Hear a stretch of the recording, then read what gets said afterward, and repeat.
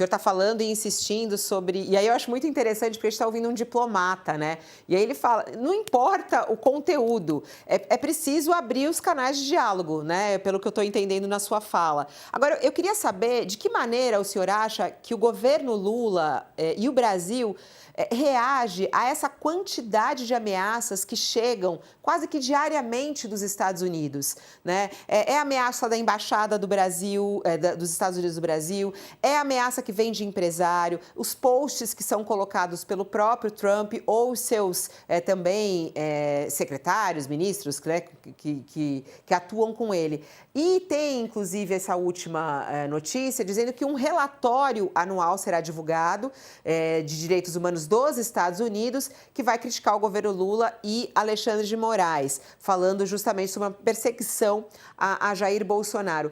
Como é que o senhor vê, do ponto da diplomacia e da defesa da soberania? A gente já conversou com outros embaixadores aqui que falaram sobre a importância do Brasil defender a sua soberania. Como é que o Brasil deve defender, na sua análise, essas ameaças que chegam quase que diariamente dos Estados Unidos? Olha, eu acho que o Brasil defendeu corretamente a soberania e a não ingerência em assuntos internos. Quando chegou aquela primeira carta, de 9 de julho, a carta foi devolvida, o encarregado de negócios foi chamado para ouvir isso, né, que nós não aceitaríamos essa interferência interna em assuntos que são da competência do Brasil. Nós já respondemos isso e cada vez que ocorrer um fato dessa natureza, a gente responde da mesma maneira. Agora, uma coisa é responder por nota de terceiro escalão e outra coisa é o presidente falar para o outro presidente, é diferente. Então, não se coloca essa questão da defesa. A defesa já foi feita, está sendo feita regularmente. Agora, a gente não pode cair na armadilha de que essa provocação que vem lá do Departamento de Estado, essa última carta muito dura que veio de lá, a gente não pode cair na armadilha de escalar do nosso lado. Não interessa para o Brasil escalar do nosso lado. Então, a gente tem que continuar fazendo o que nós estamos fazendo, receber, recusar e, diplomaticamente, evitar do nosso lado a escalada. Se eles escalarem, é diferente. Vamos ver depois se houver outras etapas nessa escalada. Agora, o risco do Brasil é a gente não se comunicar e essa escalada sair do controle, entendeu? Por isso que eu insisto, conhecendo como é que funciona, e sobretudo agora, porque nós estamos dizendo, como o Josias falou, nós estamos tratando com um presidente imprevisível e com um Departamento de Estado que é totalmente da extrema-direita. As pessoas que estão trabalhando lá são da extrema-direita, são contra os governos de esquerda aqui da região, já estão atuando com a Venezuela, com a Colômbia, com a Nicarágua, com todos os países. Chegou a vez do Brasil. Isso aí não é só